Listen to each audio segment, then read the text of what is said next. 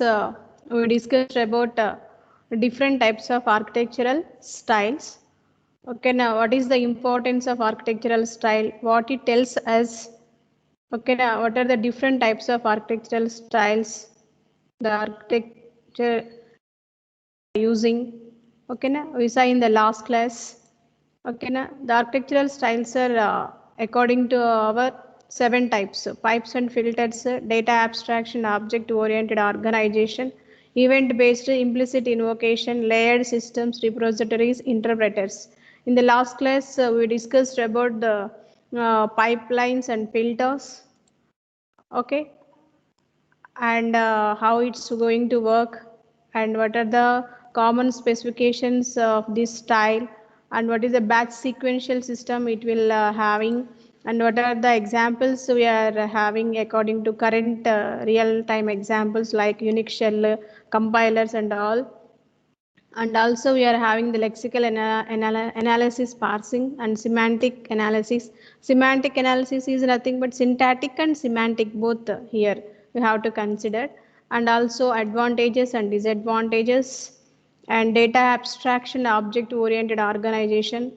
Okay, now those important factors, so we are having what, and also we discussed about advantages, disadvantages. Then we discussed about event based and implicit invocations,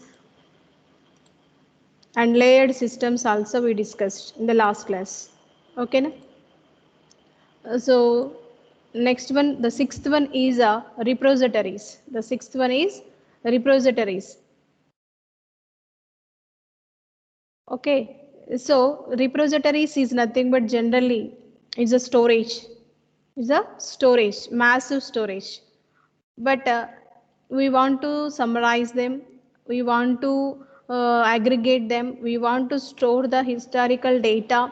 Okay, now we require different types of architectures. Already we studied about data warehouses. Data warehouses also having their own architectures. Okay, now we already learned what about 3-tier architectures. Okay, now how the data is going to be collected from different data sources, how it's going to be summarized with the help of OLAP and tools. Okay, now what is the importance of data cube, and what is the structure of data cube, what is data cube importance, what is the importance of data cube, multi-dimensional data it can be viewed. Okay, now this it can store the large amount of data. Okay, and accumulated data. Okay, those type of data warehouses or data storage devices are called repositories. Okay, here these are also having their own architectures. Okay, so here we can consider repositories. Goal of achieving the quality of integrity of data. Okay, now so what is the main goal here? To integrate the data. Okay, now integration means what? Combine the data, summarize the data. Individual data is going to be summarized. I mean, day wise data is going to be summarized into week wise, week wise data is going to be summarized into month wise, month wise data is going to summarize quarterly wise, quarterly wise data is going to summarize into yearly wise. Okay, now and also decades of information, and also decades of information or 10 decades of information, historical information, we are going to collect and summarize the data in the form of aggregated manner. Okay, now so that is the meaning of integrability of data. Okay, what the importance of this integrity means? Its performance, to achieve the quality, to achieve the quality. Suppose we have to consider day wise data, sometimes we miss the important data in that. Okay, now sometimes we are having wrong calculations in that data. Okay, now when we are going to summarize or integrated this data, we need to found what are the inconsistencies, what is the noisy. Okay, now what and all can be rectified. Okay, now what is the redundancy and all. Okay, now we have to identify those and we have to eliminate them, then we can update the data, then we can going to integrate the data automatically. When you are following this integrability of data about data, so automatically we will get uh, the quality. Okay, now that is the main achievement or goal with the help of these type of architectures like repositories. Okay, in this style, there are two kinds of components. One is central data structure. Okay, we can call it them as central tables. Okay, central tables. Okay, a lot around the central table we are having multiple dimension tables. Okay, now but that is the meaning of here also. Central data structure nothing but represents current data. Second one, collection of independent components which operate on central data store. Okay, and then we can collect the independent components which operate on central data store. Definitely each and everything having its own integrity, own primary keys and own data. So along with that, it will be going to take independent components which operate on central data store. Okay, so then the second one, the choice of a control discipline leads to two major subcategories. Okay, now the first one, type of transactions is an input stream, trigger selection of process to execute. Okay, na? So it will be triggering the particular selection of process to execute. Okay, type of transaction is an input stream. So according to the data, how it's going to be processed, how it's going to be execute based on the triggering procedure. Okay, na? So triggering procedure means what, which stream of transaction data is ready to process to execute. So that will be going to be entered into the processor, then it will be going to execute. Okay, it also gives the priority which one is ready to execute. Okay, now not in first out. Okay, which one is ready, it will be execute automatically. Okay, then the current state of the central data, the current state of the central data structure is the main trigger for selecting processes to execute. Okay, now the central state, the central table, which one is having along with the central data structure is the main trigger for selecting the process to execute. Okay, to achieve repositories such as blackboards. Okay, now so we want to achieve the repositories such as blackboards. Actually, what is the importance of these blackboards? So in this they can maintain the information. In this they can maintain the information. So which type of data is available here, and also which one is having the complete transferring stream of data. So which one is going to be executed, going to process with the first, according to the things all are going to be having this information in the particular blackboards. Okay, so this is the, for example, this is the example for blackboard. So here in this blackboard we are having the prescription subsystem. Okay, we are having different types of subsystems. Okay, now generally we have to consider one organization. So the organization is as a entire single entity, but in this organization we are having different types of sections. Okay, now but according to these sections, each one is called as a subsystem. Each section is called as a subsystem, or each branch is called as a subsystem. They are maintain their own subsystems. Okay, so they can sorry, excuse me, they can collect the information according to their branch. For example, college is an organization. Okay, now so in this organization we are having different branches. Okay, now so each branch is treated as a subsystem. Each branch is stores its collected data according to the particular branch. Like this, in the entire the college, each branch maintain their own subsystems. Okay, and their own information. Okay,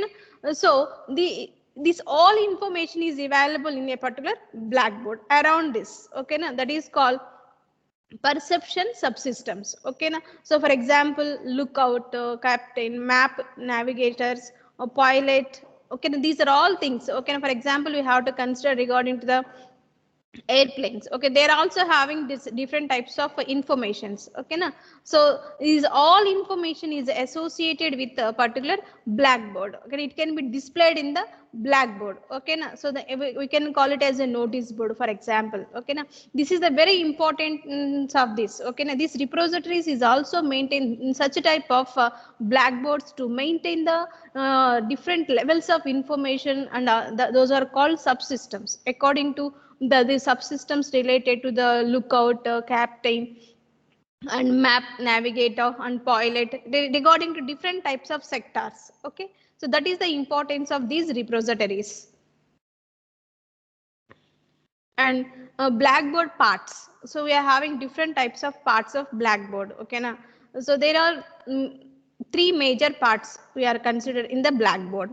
Knowledge sources, first one knowledge sources, second one blackboard data structure, third one control. These are the three major parts of a particular blackboard. Okay, now so what is the knowledge sources? Separate independent parcels of application, dependent knowledge. Okay, now separate independent parcels of application. So entire we can consider one application, so that is a entire application. Okay, now it can separate and independent parcels. Okay, now this application is going to be decomposed, and each decomposition, each part is called as a independent, each entity is an independent. Okay, now that is the main thing. So first we can do this. So and dependence and knowledge. Okay, according to the dependency, by applying the knowledge, so we can separate the entire the application into different types of parts and independent. For why? We can separate for easy problem solving, for easy problem solving. That is the main important. This all information is also available in this particular blackboards according to subsystems. Okay, now according to subbots, according to submodules. Okay, now so the entire the application is going to be divided into separate.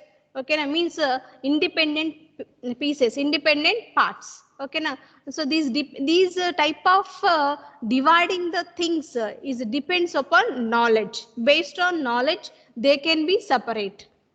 And blackboard's data structure, problem solving state data organized into an application, dependent hierarchy. Hierarchy means what level? So first which one is which task is going to perform, or first which module is going to be performed. Okay, then what next, then what next. Okay, so what is the top down approach and what is the bottom up approach? That is called hierarchy. So according to the importance, we will give the levels to that particular separations or independent entities. Okay, now so for why? To solve the problem. Okay, now problem solving state data. Okay, now with the help of data, we need to solve the particular problem. Okay, now with the help of that knowledgeable information, we can solve the problem. So how we can solve the problem? Already I discussed in the importance of design. First we need to identify the problem. First we need to identify the problem. Then what we need to do? We have to choose more than one way to solve the particular problem. Okay, now first we need to identify the problem, where the problems will be occurred in this particular existing architectures. Based on that, we will going to develop the new architectures. While creating these the blueprints for this particular architectures, the designers will be very careful on this particular problem statements. Okay, now based on that, according to knowledge, okay, now they will be separate the things, they will be treated as independent, then they can solve the particular problems by using the, by choosing the more than one ways, problem solving ways. Okay, now like this, then they can also concentrate on different types of things. Okay, now later on, first we need to identify the problems. For the solving that problem, we need to choose the more than one solutions for that problem. So which one is better? Okay, now not only one solution. Okay, now we are having multiple solutions in the programming language. Okay, now to solve the particular problem. Okay, now that is called we are the importance of algorithm also. The algorithm says a sequence of steps to solve a particular problem. Okay, now that sequence of steps is also called as hierarchy. Okay, then control, driven entirely by the state of Blackboard. So invocation of a knowledge source is triggered by the state of Blackboard. The actual focus of control can be in. Okay, this control means everything is controlled. Means what? Triggered. Okay, now which one is going to be executed first? Which process is going to be executed first? According to the available information in the from the Blackboard, the process according to the knowledge invocation. So the triggered the states can be going to be triggered. Okay, now then it's going to be controlled. Control means not only data flow, not only data control flow, not only dependencies, entire the from from the starting step onwards to ending step. Means whenever we are given the input to the particular processor in the form of process, it can be perform some operations on that, gives the results for us. So this is the entire the thing is called as an architecture. Okay. So these are the major things of a particular Blackboard. So this here we need to take another example of a Blackboard shared data. So we are having computation. Okay, na? So direct access. Some we are having direct access. So where we are accessing this data from memory. Where we are accessing this data from memory. Before going to execute the data, where it will be stored in memory. Yes, after execution of a particular problem, then the output will be also stored in a particular memory. Okay, na? So that is very important of this. Okay, na? This memory shares the data. So for how where it will be shared according to the computations means what, ma? Suppose one person is doing one job and second person is going to doing second job. Okay, now those are simultaneously or parallel, they are executing some processes with the help of processor. Okay, now, but all these computations will be gone stored in a particular memory. Okay, now, from this memory we can access data directly. We can access the data directly. Why we can access the data directly? That is the mechanism is established in this particular architectures. Before going to process, the data will be stored in the memory. After processed by the processor, the output will be also stored in the memory. Okay, now that's why we can access directly. Okay, so this is the example for that. So then knowledge source. So these are the main things: knowledge source, Blackboard, separate modules are combined of these. Okay, now first separate chasing, then we can combine all those. Why? Because this is a single application. Okay, now first we can break that application into a modules. Then individually, independently, we can process them according to the knowledge.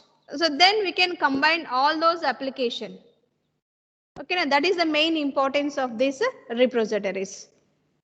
And also the Blackboard systems have traditionally been used for application requiring complex interpretation of single processing like speech recognition and pattern recognition.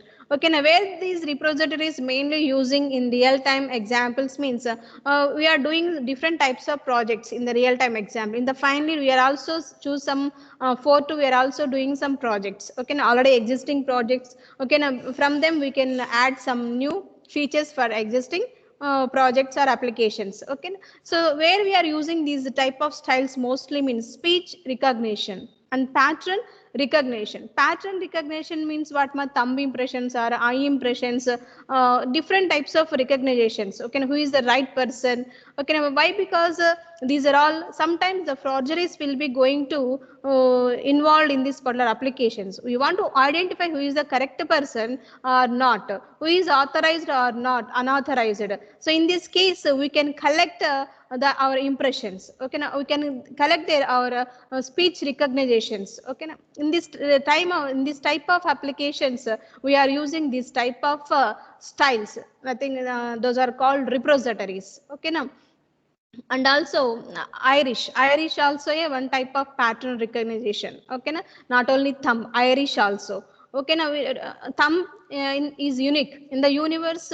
No one thumb impressions are matched with another. Okay, they are have separate, but sometimes the forgeries will be going on in this online sessions, whatever it may be. Okay, now we need to identify them, we need to find out the false. Okay, now we are using this type, such a type of architectures.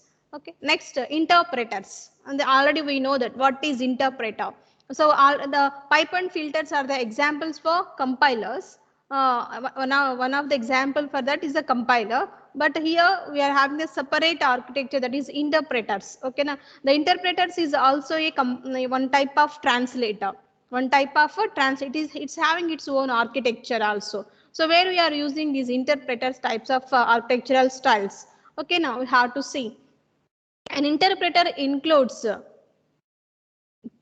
pseudo programs being interpreted and interpretation engine. Okay, now so when we are performing this type of applications, okay, now pseudo programs, when you are going to perform the pseudo programs, okay, now so when you are going to perform the interpreted and interpretation engine. So in this situation, we are using this type of interpreters. Okay, now pseudo programs includes the program and activation records. Okay, now what is the main importance of these two pseudo programs? This mainly includes the program, that is also a program. Okay, now so and also activation record. So how it's going to be activated, how it's going to be performed, different types of actions, how we can solve this pseudo according to this, how we are solve the particular problem, everything is recorded here. And also the interpretation engine includes both the definition of interpreter and current state of its execution. So the what is the main importance of this interpreter means, while interpretation is going on with the help of these machines or engines, it includes both the definition of interpreter and of its execution. So can not only what is going to be defined, what it's going to be processed. So not only the definition, it will also store, it will also includes the current state of its execution of each and every process. So that is why, because the each and in this the program is going to be executed not at a time, it's going to be executed line by line process. Okay, now automatically we know so where we are. Okay, now so in which line we are going to execute, in which module we are going to executing. Okay, now this everything, in which line in instruction we are having the errors. Okay, now that is the importance of the particular interpreters. And so this is the architecture template for interpreters. So these interpreters can take the data from memory as usual it is, but it's the input, we are giving the input, that is data, is a program state. Okay, now the data is nothing but a program, is an application, whatever it may be. So from this we will get the output. We are giving input, we will get the output, that is the two states. So meanwhile, what will be happening in these interpreters? So here we are giving input to the particular machine or engine. So it will be go and stored in the particular memory. Okay, now then from the memory, the program being interpreted. Okay, now according to access that particular program, the interpreter means that is a translator. This translator is going to be execute or compile the direct execution in the particular program line by line or instruction by instruction. Okay, now that is called program being interpreted. Okay, now interpreted means what? It's the entire the program is nothing but a collection of instructions. Each instruction is going to be executed line by line. That is called interpreted. So after that, internal interpreter state. Every interpreter has its own internal state. In the once the program is executed directly, but we are not getting the output directly. Okay, it's having its own process. Okay, internal interpreter state. So what will be happening here? So this state is also choosing the arrow here, that is the association with the memory. Is every problem, every occurrences is happening, so those all will be gone stored in a particular memory. Why? Our program is high level language program. The high level language program is going to be translated, okay, now by using this type of architectures like interpreters. But we are not getting direct output. What we are getting first? Byte code. What you are getting? Byte code. Byte code means what? Zeros and ones code. Okay, na? So our program is in the form of high level language. Then it's going to be converted into .obj format. Objective code. .obj format according to C. Okay, na? So then .obj program is going to be converted into .exe file. Okay, na? So what is the internal interpreter state? What is the interpreter state? So that is called .obj. Okay, na? .obj. That will be also be occurred first. Then, so then selected instructions and selected data. In this we can select the instructions and we can select the data. That is called data access. So then stimulated interpretation engine. Then that .obj data is going to be stimulated. Then it will be going to stimulate means it will convert into the understandable way to the user. Okay, na? In the that is called output. Okay, that is exe file. .exe file. That .exe file is nothing but an output. Okay, now this output is also be displayed on the particular user's monitor. Okay, now this is also going to be stored in a particular memory. Also be going to stored in a particular memory. Okay, now this entire thing is called as data access. That is called fetch, store. Fetch and store. Okay, now fetch means what? We are getting the each and every instruction and stored in a particular memory. Okay, now so this is the entire the procedure. That is a computation state match. Nothing but computation state match is nothing but what we are doing correct calculations or not. Okay, any errors it will display us. Okay, na? So then we will go and take the identify the particular errors, then we can correct them. Again we can execute the program.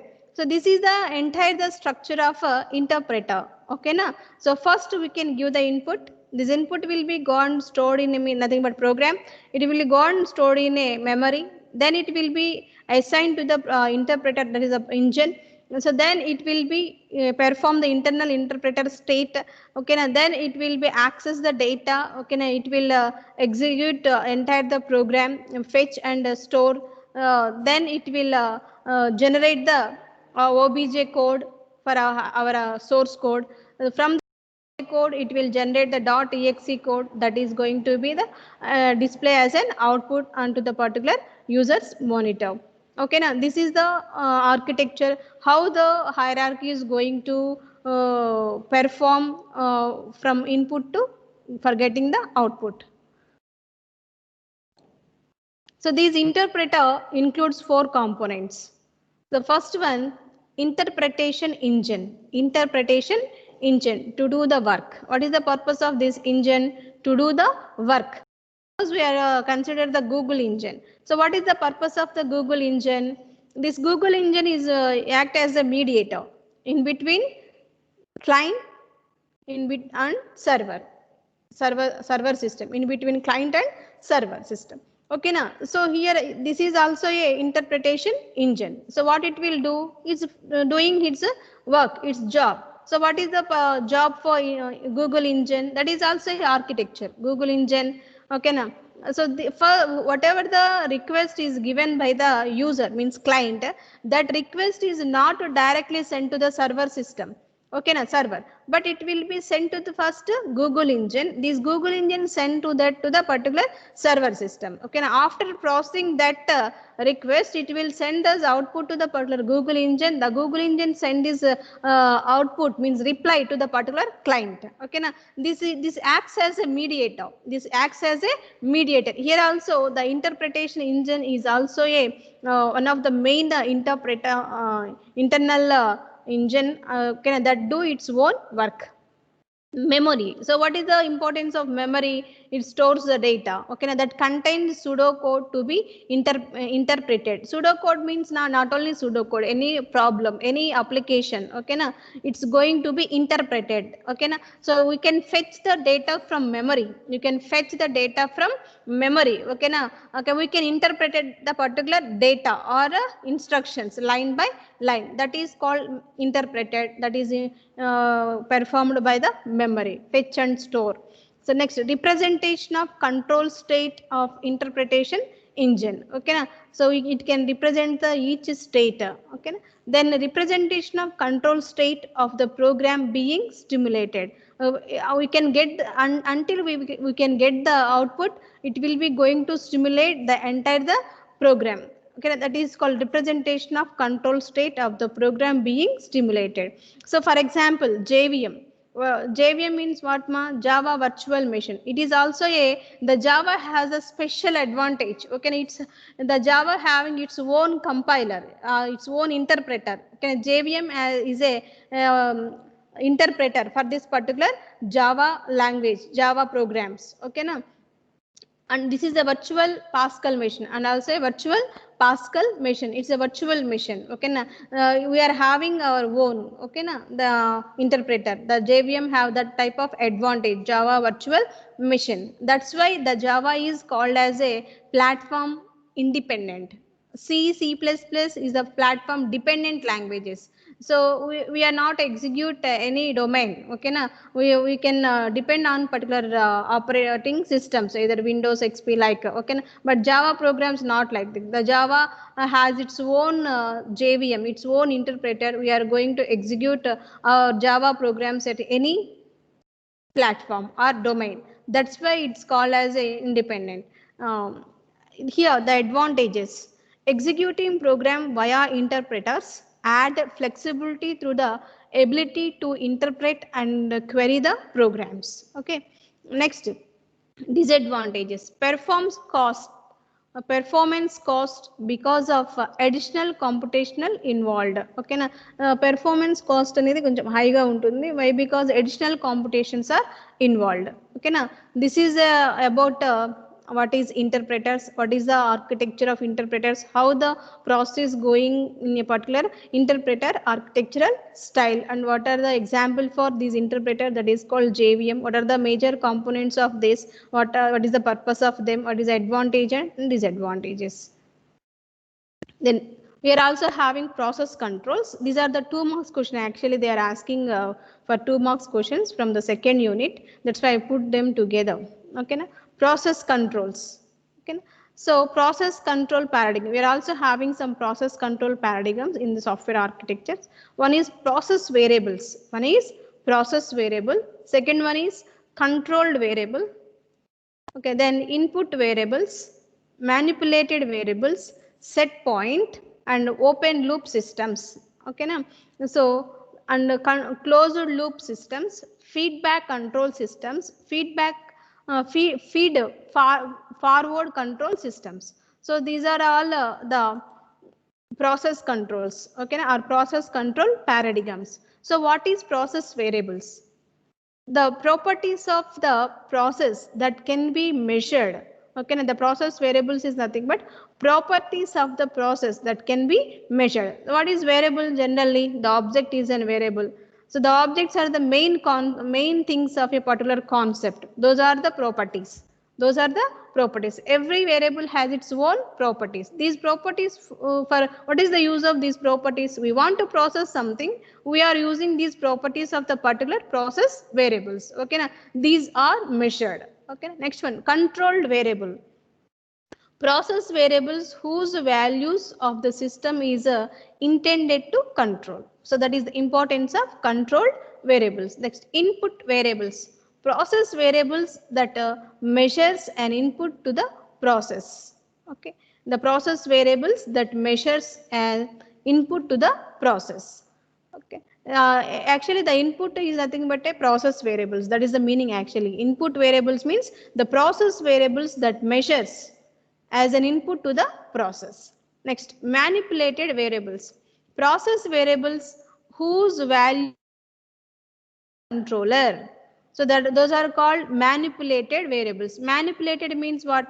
Control. Control means what? They are doing some type of things. We can going to update, we can going to modify, we can going to edit something, we want to delete something, everything is going to be okay, and that is called control. So here manipulated variables and the set point, we know that already what is the meaning of set points, the desired value of a controlled variable. So we fix some value, that is called set point or get point also. Okay, these are the desired what we want to get, so that is going to be desired. Okay, now that is called set point, the desired variable of a controlled variable. Next, open loop systems. So system in which information about process variables is not used to adjust the system. So that those are called open loop systems. Then closed loop systems. Closed loop systems. System in which information about process variables is used to manipulate a process variable to compensate for variations in process variables and operating conditions. So that is called closed loop systems. Next, feedback control systems. The controlled variable is measured and the result is used to manipulate one or more of the process variables. The control variable is measured and the result is used to manipulate one or more of the process variables. The type of systems are called feedback control systems. Next, feed forward control systems. Some of the processes variables are measured and anticipated disturbances are compensated without waiting for changes in the control variable to be visible. Okay, na? So without waiting for changes. Okay, na? It will going to be some of the process variables are measured and anticipated disturbances are compensated without waiting of the changes. So that procedure is called as a feed forward control systems. Next, software paradigm for process control. Okay, that is an architectural styles for software that controls continuous processes can be based on the process control model. Incorporate the essential parts of the process control loops. Okay, we are having the different types of elements. Those are computational elements and data elements and the control loop paradigms. Okay, now, so what is the importance of these computational elements? Okay, these computational elements separate the process of the interest from the controlled policy. That is the main importance of computational element. That is process definition, including mechanisms for manipulating some process variables. So process definition, it's defined the how the process is going to be executed. Mute ma, all of you mute. Sai Teja, ఎవరో ఇక్కడ unmute చేశారు, mute all of you. Okay, then incorporating the essential parts of the process control loops and control algorithm for deciding how manipulate variables. It control the entire the step-by-step process.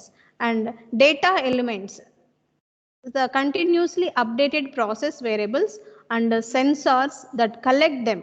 Okay, that is the purpose of data element. Process variables including desired input, controlled and manipulated variables and knowledge of which can be sensed. Okay, and set point or references values for controlled variables, and also sensors to obtain values for process variables partition into control. So these are the data elements importance. The control loop paradigms establish the relationship that the control exercises. So these are the things we are going to be explained here. So up to here, the second unit is completed. Okay, now, in this class we are discussing about remaining architectural styles. Okay, na? What is the importance of process controls? Okay, na? So what are the data elements and what are the control elements? Okay, na? All are we discussed in this. Okay, na? So I hope all you understood these concepts easily. Easy concepts these are. Okay, na?